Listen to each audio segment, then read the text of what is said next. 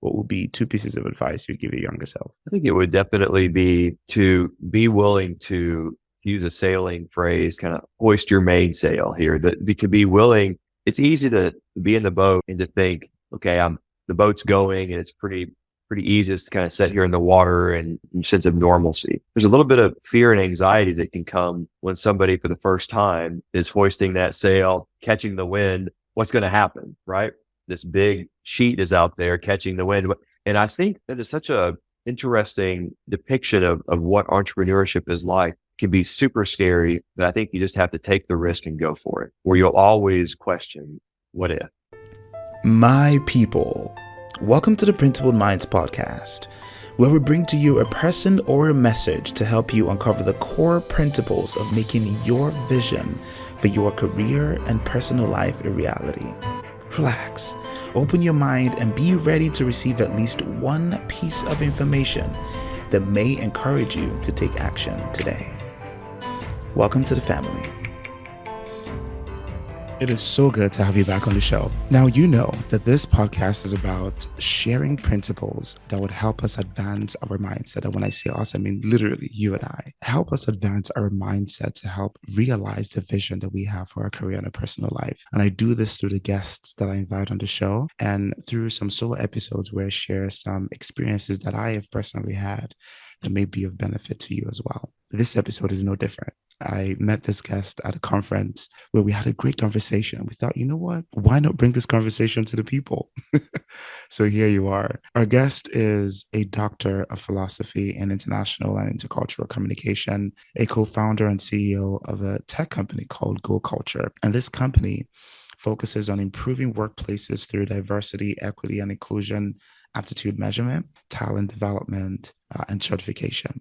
After 14 years in higher education as a professor, he decided it was time to maximize his understanding and experience in a more broad sense. So he took the leap with a partner and established a company that now provides solutions to government, campuses, and corporations. On this episode, he shares with us a ritual that transformed his mindset as he manages the success and oftentimes failures in his business and personal life. He shared with us how seeking the right mentor helped him realize his vision for his life, some practical actions that organizations can take today to not only improve diversity, but very importantly, inclusion. He also shared with us the problems his company is solving for the society through his clients and some lessons as he transitioned careers from a professor to now a co-founder of a growing tech company, and so much more. I learned a lot about the importance of creating meaningful rituals to help keep you grounded as you go through various phases of your life. And I am incredibly excited to share this episode with you. So join me in this conversation with our guest today, Dr. Justin Velten.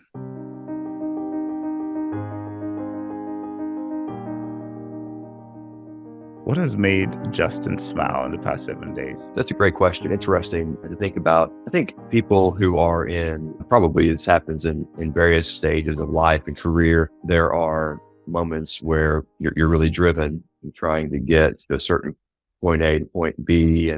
And certainly that's important and a lot of value in that. But I've been at a place here in the last, even like you said, the last week or so, where just reflecting on how I've been blessed and where I am, to my family and home, and those contexts, to be able to feel contentment and peace and happiness in those things, and not think, well, but I wish I had this, wish I had that. So that's been an interesting, may not be the answer you're looking for, but that's been something that's just helped me step back and find a sense of peace and happiness this past week, and appreciating what is in place and how I've been blessed. And especially take that in context of a lot of the world events going on right now, or people are displaced or worse. And there's a lot to be thankful for. What was it about this week that made you feel so grateful? It's a good question.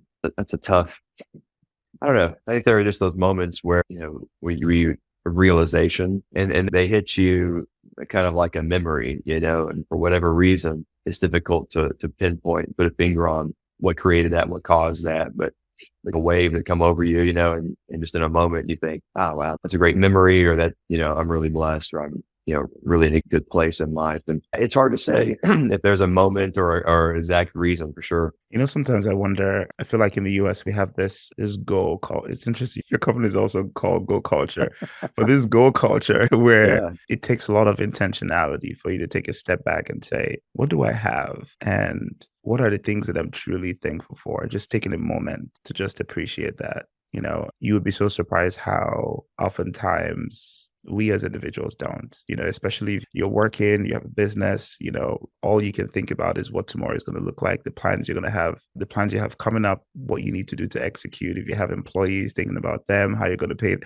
There's just a lot going on. And then you have everything else, like you stated, going on in the world that is incredibly chaotic. And oftentimes, when you look at all of that, you almost neglect the good things happening and just being willing to be present and grateful for the opportunities that you have. So I'm so glad that you shared that. And I'm wondering, what do you think from your perspective could be practical things that people could try to do to help themselves just be a little bit more present? Or how do you maybe add some level of intentionality into being present and truly appreciating what you have, hoping that would motivate you to continue to do what you need to do to move forward? I think there's a couple things. One is realization, kind of self-reflection on, hey, Justin, let's stop for a moment and let's appreciate where we are. Kind of almost not a self-talk, but almost have to at times to get for people like me, get my mind to stop, slow down enough, to get forward thinking slowed down enough, to get pressures that I put on myself slowed down enough to say, wait a minute, let's just pause here for a moment and think about, try to stop thinking about where I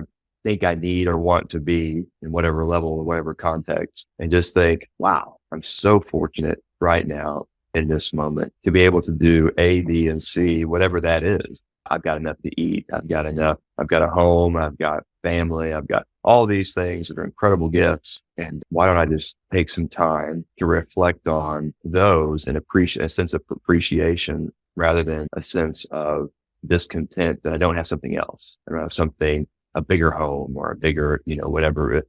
But the second thing, and something pretty powerful of the last few years, is during the initial stages of COVID impact, our company was hit pretty hard early on. And when we were just in a position kind of starting to climb, the trajectory and getting our biggest by far client coming on board. And then with COVID hit, they just said, hey, we can't do it, right? Which made sense. And it just kind of fell apart there for a while. So that was really tough. And in those moments, you kind of have to decide, you just throw up your hands, or do you innovate and recreate, or do something to think about how can we use the tools that we have, the skills that we have, the history we have to reinvent what we're doing in a way that would provide benefit to customers, current customers, future customers, potential customers. And I'd say during that time, Charles, I started something that as a morning routine, I hate to call it that, but that I still do almost every single morning. And that is simply just being on my knees for a moment, hands open, and just saying, hey, God, all this is yours. I cannot make one thing or another happen. You mentioned earlier things being out of your control.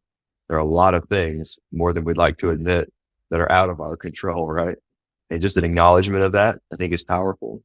And I think it helps realign my role in starting a company, trying to drive a company, drive growth. There's only so much I can do. I've been shown that I can work as hard as I want, or hard as I can, and it doesn't always result in immediate success. And I have been provided success at times. And then I look back and I think, well, what did I do to actually earn that success?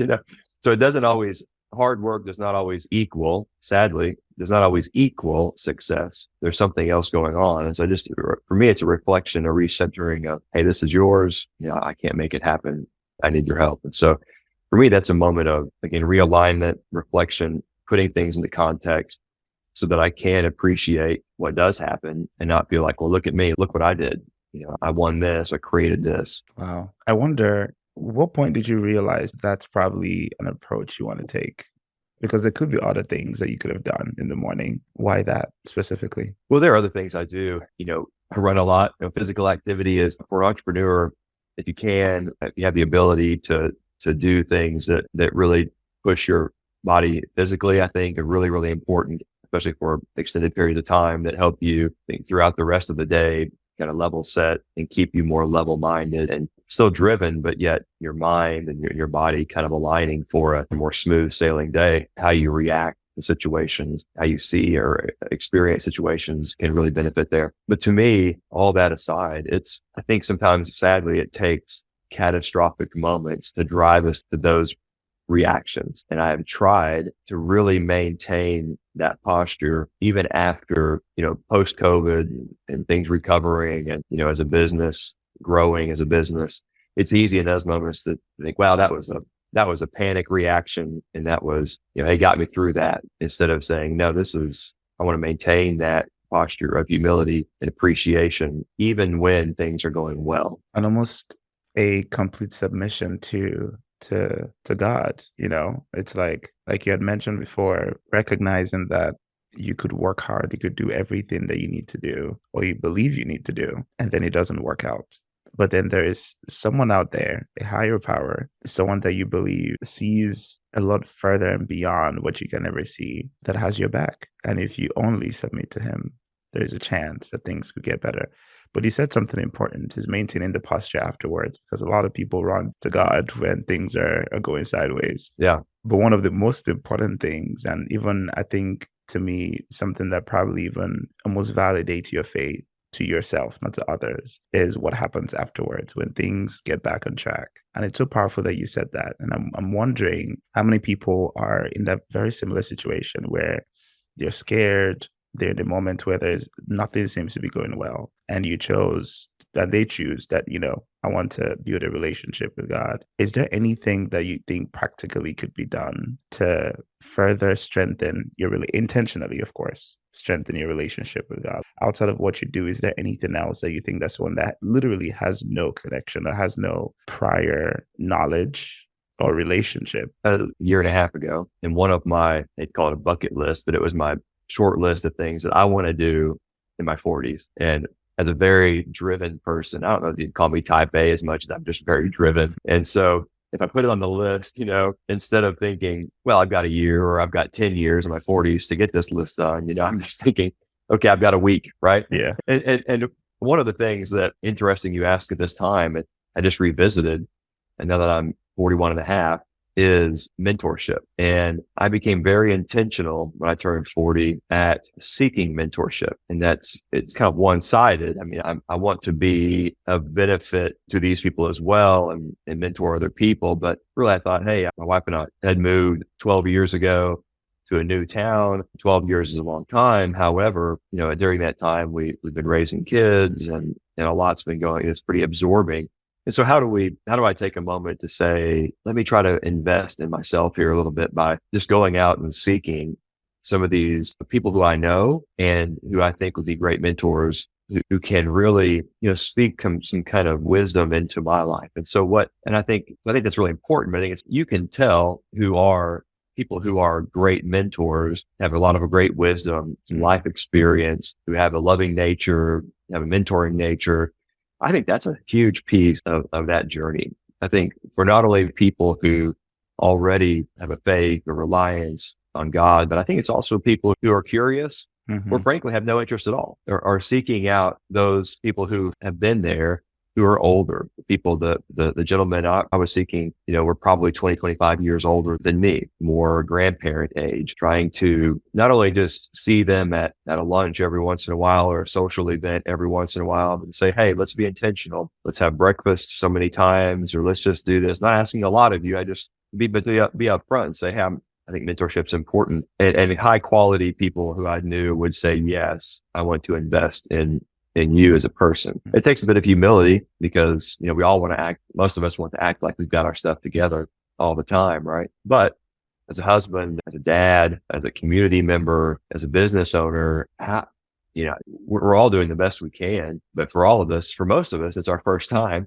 right? Mm-hmm. And so it makes sense to seek others who have gone through that process and who have been successful, not only in business, but in marriage and parenthood and those things. And I think that if we choose wisely, can strengthen or help us develop a relationship with God, who we may not know that they do. It's not like we're trying to convert people, but we just continue to see in them something different, and we want to be like them, right? We're careful about who we choose as our mentors, who we hang out with, right? And so those people continue to just reaffirm the importance of that relationship and help me live that out even better and better all the time, imperfectly, but better. I texted one of them just yesterday and said, hey, I want to get together and talk about a certain topic. And I said, look, I don't want this churchy response. I want a imperfect man to an imperfect man, kind of talk through this topic. And I think those are the kinds of people you want to really have coffee with. I think that's a huge piece of it. Thanks for sharing that, Justin. I think that's a moment of vulnerability there, and I appreciate that. Now let's talk about Go culture. I am really curious to learn, and I personally have never heard of Go culture, or didn't hear about Go culture until we met at the FIA conference. So I want to know, for people that have no idea what Go culture is about, what problem is Go culture looking to solve? And from your perspective, what is it about Go culture that makes it the best company to solve that problem? Yeah.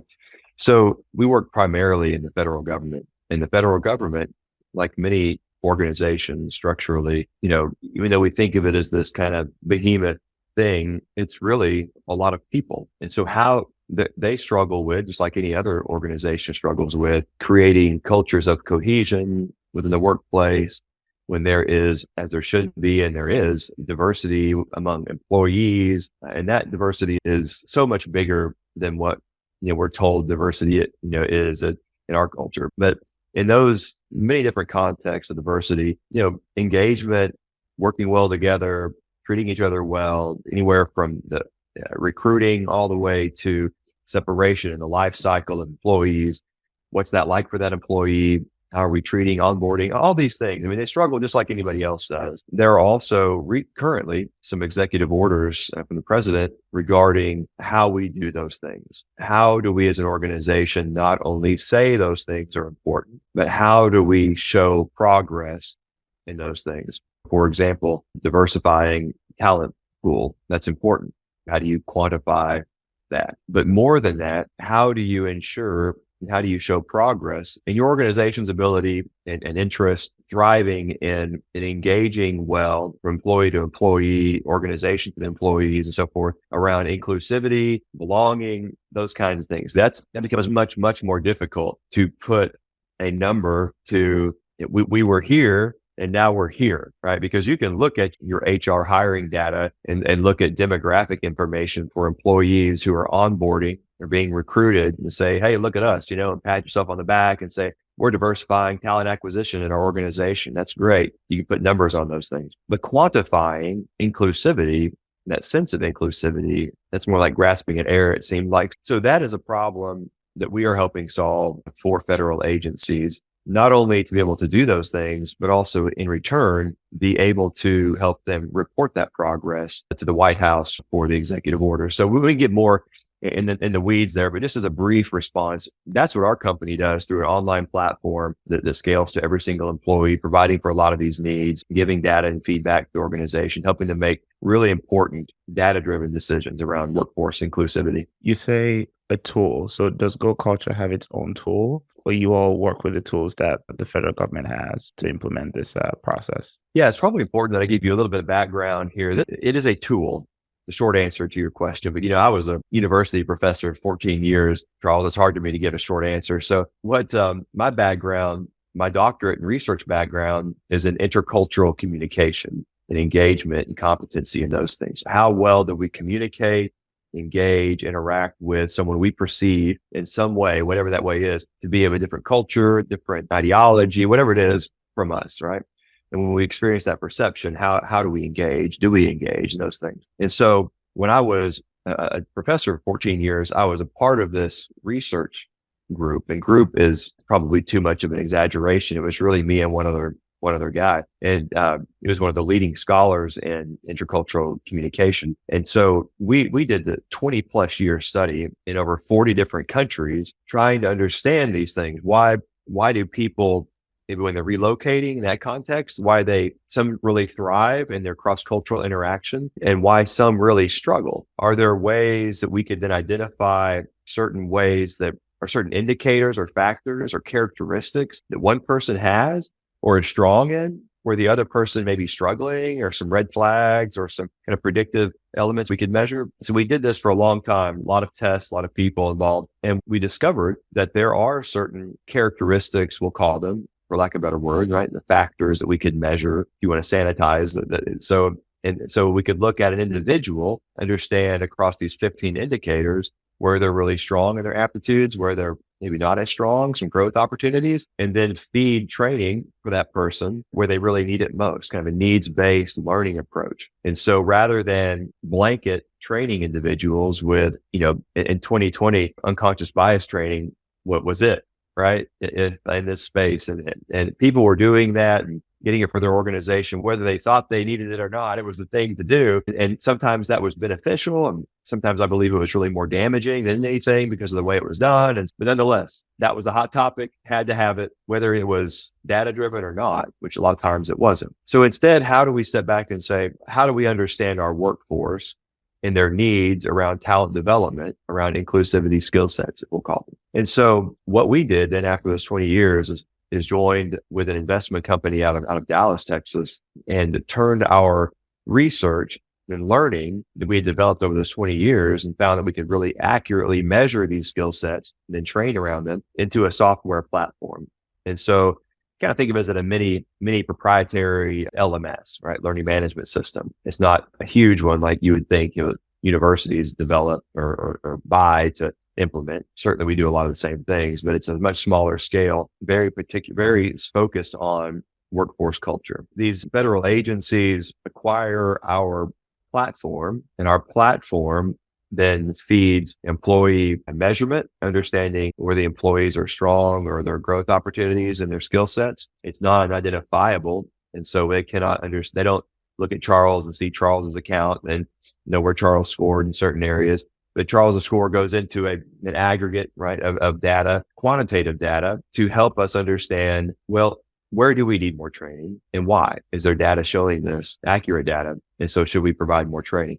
Our system cultivates learning for every single person based on that individual's needs. So it customizes a learning path for you that would be different for me, because I might have different needs and the scores might be lower in certain areas. At the same time, our system is what has been called, it's not our term, but kind of automating a focus group process. A lot of people try to do focus groups, even in these kind of what I call value-laden sensitive topics like diversity and inclusion. And focus groups are tough anyway, but then when you give it a value-laden topic like that, it can be really challenging. And so we automate that process and get a lot of rich real-time data back to the organization. So that's, to answer your question, that is what they're accessing, is this tool that we provide for them that helps them scale learning and development and employee measurement. Like we talked earlier, how do we understand and benchmark where we are right now in our overall inclusivity aptitudes around the organization? It's that grasping the air stuff, right? And put a number on it. And then how do we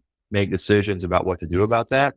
And how do we then track the progress and show effectiveness and be able to explain, hey, in some areas we've grown, in some areas we're flat, in some areas we've decreased, what's the narrative around that?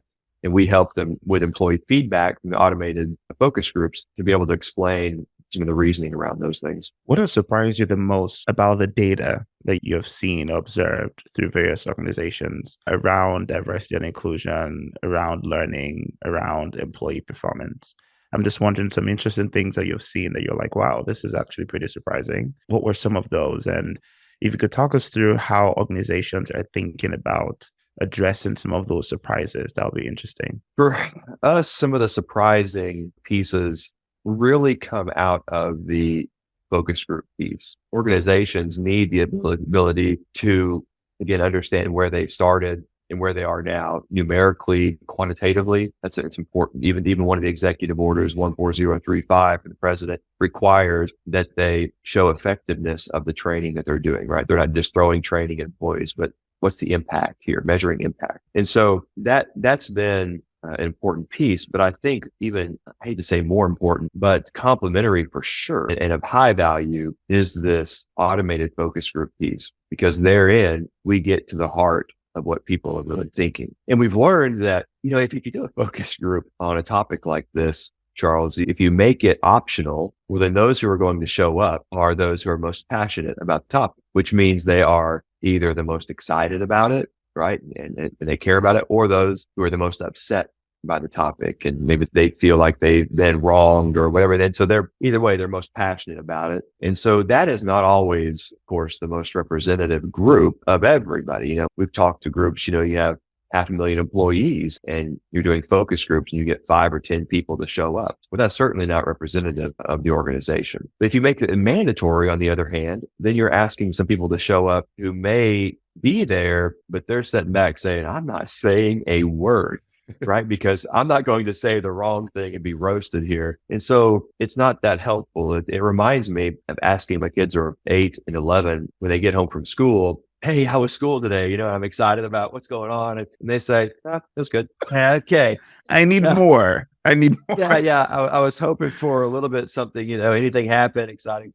You kind of pry it out of them. So it's similar, in these focus groups, you're looking for feedback and people are, not really into saying a lot, again, less than the really passionate folks. So what we've discovered though, through our research and then through deploying this program, even as of late, we have seen that if we follow this model of step 1, helping people understand kind of self-realization. Hey, I've got some strengths here in my engagement aptitudes, but I've also got some growth opportunities here, these lower scored areas. So we take them into this from this self-realization. They kind of learn about what that means. There's some talent development then. It's not here to push this week's social agenda, right? Or political agenda. Instead, it's saying, hey, research has shown this is what this aptitude is. This is why it's important. Here's what some others have done to work through their skill sets, and here's how it impacts people. And then here are some challenges. Nowhere in there are we pushing them on something edgy. We're not trying to do that. We're trying to be very academic, research-based around this approach. And we've seen this work. And so as we're doing that, so self-realization, learning what that means and kind of saying, oh, well, I could see where my lower score now, because now I understand what this is about. And I absolutely align and can relate to what I saw in that video. And then we ask them these open-ended questions.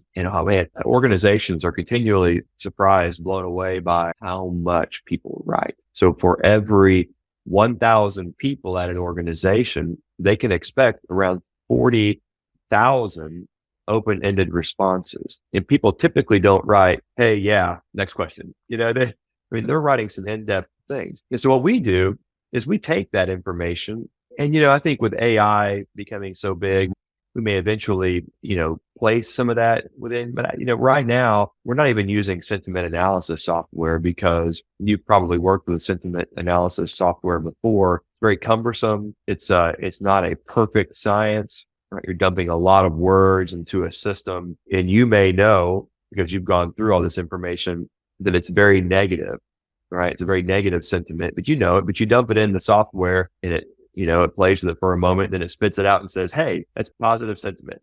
And for sure it's not. So it's not it takes a lot of training on those systems. And so what we do is we hold it and we go through it and make sure that nothing's identifiable unintentionally. And then we also provide just these nice summaries back related to these topics, these organizations, especially where there's a red flag. And some of the things that have been surprising is not only the amount that people are willing to write. You would expect people to be primarily negative in their responses. Not always the case. Sometimes they're affirming of, hey, I actually think our organization does this really well. Here's an example. And they know it's confidential, non-aggregate information. Like their organization's not going to see it.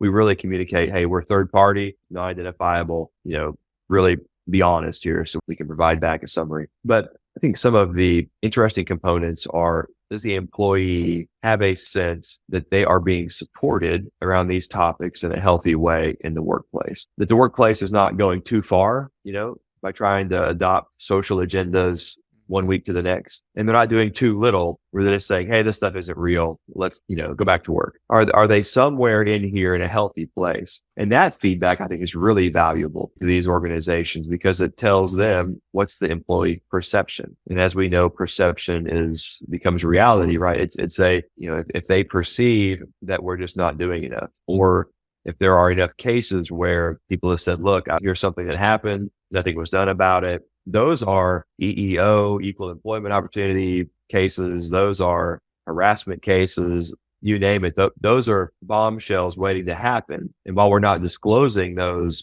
cases to the employer, we're helping them understand that there are some issues here that need to be addressed that are pretty serious. So it helps them preempt what could be some major issues by enacting a more focused or more direct, more evident communication with employees.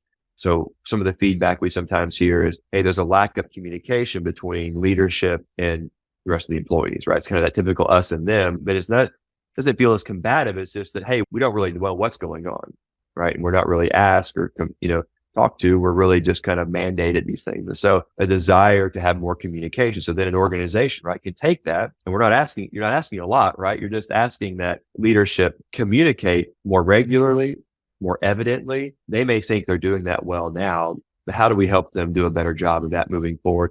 Especially around these topics that are so value laden. Again, it can be kind of sensitive topics. Let me guess, you are enjoying the conversation.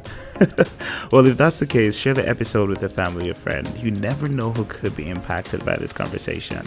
While you're at it, go ahead and subscribe so that you'll be the first to know whenever we release an episode. And take a screenshot of the episode and tag me on Instagram at Principled Mind so that way I will get to know you and also get to know what you think about the episode. All right, let's get back to the show.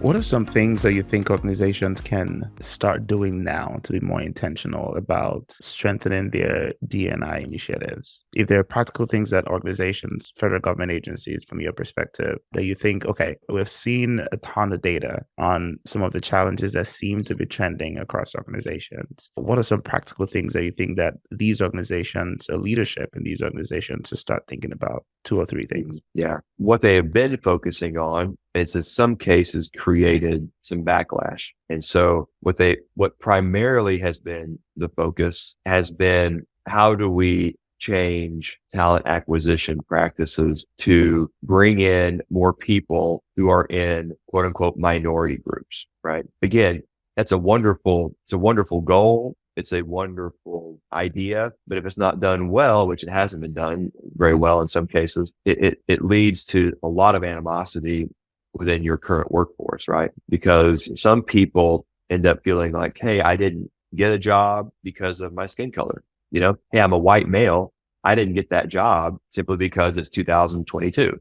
Right. Whereas somebody else did, and they don't look like me. And I feel like it's very, so there can lead to some animosity there as well internally when they're looking at promotions. And, it can feel, or some of these folks can feel very kind of spiteful, vengeful in a way like, hey, here's a moment right now where we're going to promote and make a big deal out of any time someone is hired or promoted who has a certain skin color. Right. And so if you don't fit that mold, it can feel like a slap in the face to people. And they're just like, well, I mean, are we here to do a good job? And that shouldn't matter. And maybe they have not experienced any kind of negative interactions in the workplace, or they don't perceive that kind of negative stuff going on. And so for this stuff, they feel like it's just kind of thrown in their face. Right. And by the way, that is not an only white-black issue. That is an issue that is pervasive across, you name the group or the cultural identifier or whatever it is, that has created, I think, a lot of what people or organizations, especially corporate organizations, it's backlash on diversity, equity, inclusion, or in the federal government, diversity, equity, inclusion, accessibility. And sadly, I think that is the source of that backlash. because we have taken this really important inflection moment in American history and we have made it about one single piece of diversity and inclusion. The inclusion piece is definitely taking a back seat. And I think part of it is sometimes it's innocent, sometimes it's intentional. Hey, we're only going to focus on this, hiring certain people and taking that moment. And so, but that again leads to backlash. So I think what organizations now really need to be focusing on, and not only focusing on in leadership, but also communicating very well, very tactfully to the workforce is, hey, that's an important piece of what we are doing. We want to make sure that we're hiring for the right reasons and we're hiring diverse talent. But it's not all, this all exists right there. In fact, a big piece of this puzzle is how do we create a workforce culture that is inclusive? Because let's face it, if we're going to be intentionally diversifying the talent acquisition process, then we need to make sure that our current workforce is prepared for that. Are they resentful? Maybe. Do they feel supported by the leadership to be able to take on whatever challenges may be coming their way?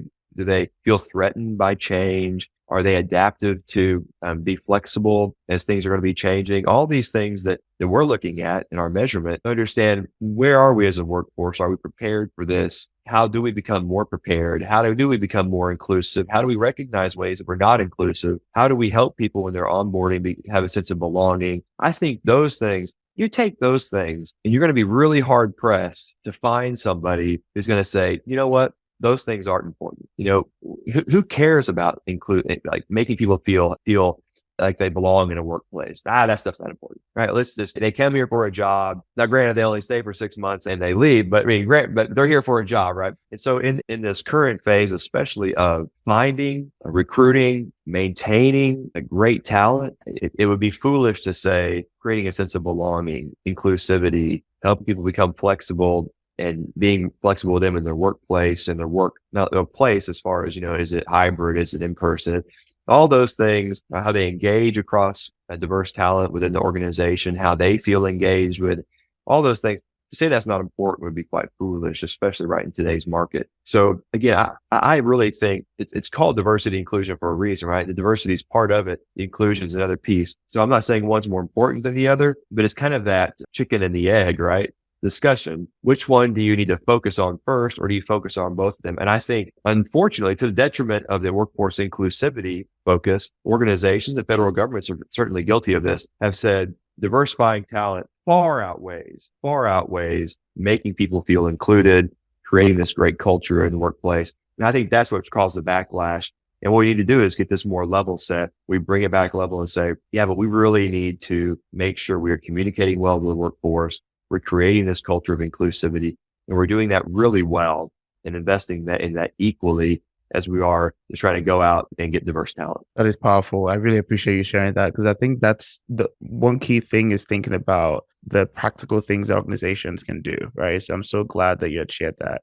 Operations for your business. If you could share what your revenue has been so far and what you do in general, just to ensure that you sustain the financial stability of your company in order to take care of your employees that work for your company. That would be a great insight to share. So early on, organization was definitely kind of a bootstrap model. I left higher ed and jumped in both feet into this once we turned this into a program. I mentioned earlier, but you're not sharing the timeline at that point. But when I started this organization, it was bootstrapped for about 3 years before we brought investors on. And so I think partnering with a great investment group, not just one person, but a group, and especially somebody or a group who has some experience in developing the kind of organization for us, software based, SaaS organization, is really helpful in finding that group that can not only bring financial resources to the table, but also bring, again, going back to the mentorship to the table, help you, because, the small business,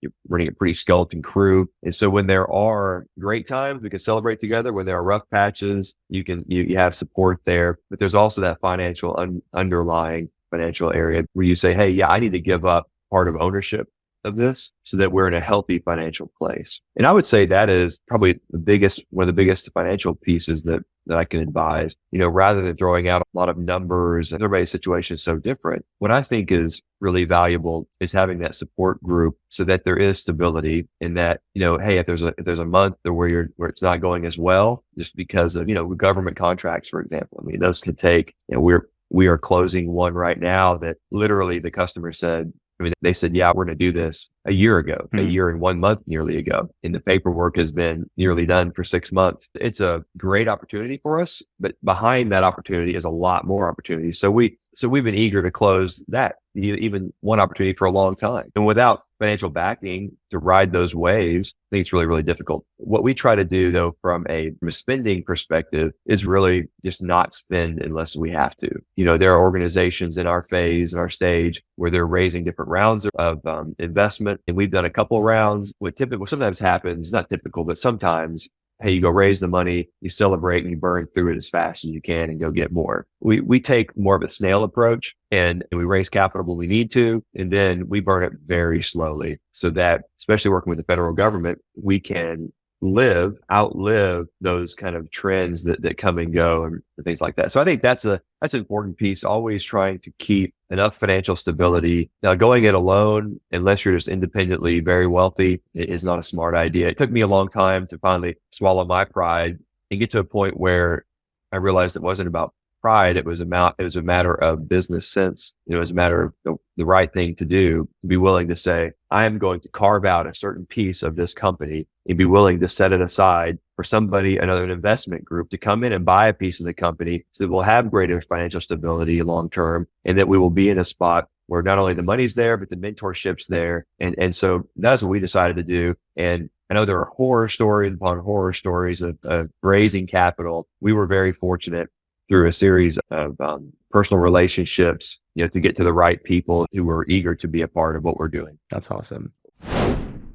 What are some of the challenges or lessons rather, that you think you've learned transitioning from working as a professor to now being a co-owner or a co-founder of a company that you think would be beneficial for anyone going through a very similar journey? I think resilience is probably one of the biggest lessons. Resilience is something that can be taught to an extent, but at the end of the day, it's a decision you need to make. Are you going to stick something out? There are people around you who will think you're crazy and will think you should have given up a long time ago. And I think there's a lot to be said around what entrepreneurs call failing fast. Is this working? Is not working? Ditch it and go do something, find something else. But there's also something to be said about sticking with what you're doing because it's the right thing to do, because there is impact there. There's a business there. And so I think we have been more in category B, saying, being willing to say, hey, that approach isn't working. Let's move that to the side and do something different, but trying to stay the path. And I think that's one of the biggest things in entrepreneurship. And it is a graduate degree in resilience. And it's not easy. It's not for the, as they say, faint-hearted. It is something that you have to go in with your eyes wide open. That when people say starting a business is tough, that's not just hey, I'm tough because I started the business saying, no, it's really tough. It's really tough. You're going to want to give up, whether it's being a professor, whether it's being, whatever your work is, your career is prior to leaving and starting your company. You're leaving stability. You're leaving possibly very likely insurance stability. You're leaving retirement plans. You're leaving all those things behind, and you are risking it all for the possibility of success doing something else. Again, I think that resilience piece is completely invaluable. I mean, you've got to be able to get up day after day when things are going well, when things are not going well, and keep pushing forward and see it as a long term. I think the second thing is having a great support group. And again, it can be those mentors, but for me, it's also been my wife is wonderful,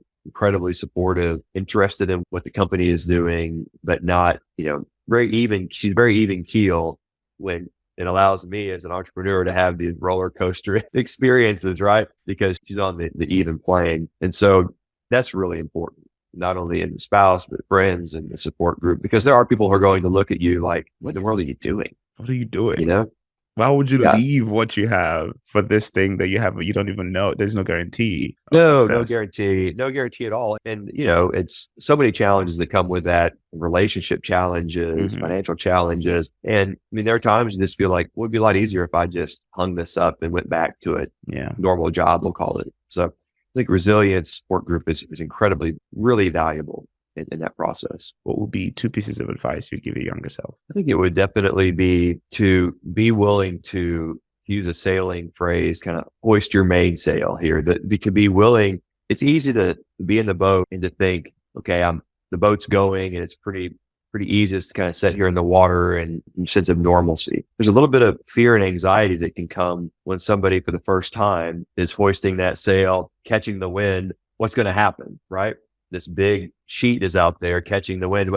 And I think that is such a interesting depiction of what entrepreneurship is like. It can be super scary, but I think you just have to take the risk and go for it, where you'll always question, what if? I think that is really important. I think not the only, but I think another piece of that is, I have been really fortunate I'll say early in life. I was 30 years old when I finished and earned a doctorate degree. And I'm not saying that's a super important piece of my life necessarily. Great reality is most of the time I completely forget about it. Somebody will say, "Hey, Dr. Velten," and oh, that's right. I'm sorry. I forgot that right. So I'm not the person who said, "Hey, I'm Dr. Velten," I'm just Justin. But that higher level of education or some sort of credentialing can really help, because sadly, or, it's kind of humorous actually. We have a doctorate degree and you can walk into a room or sit in a meeting and people will defer to you for all kinds of things that you have no idea about. And I have to just humbly say, that I just don't know. I mean, I have a doctorate degree in this little area over here, and I think I know some things about a lot of things, but this is my area.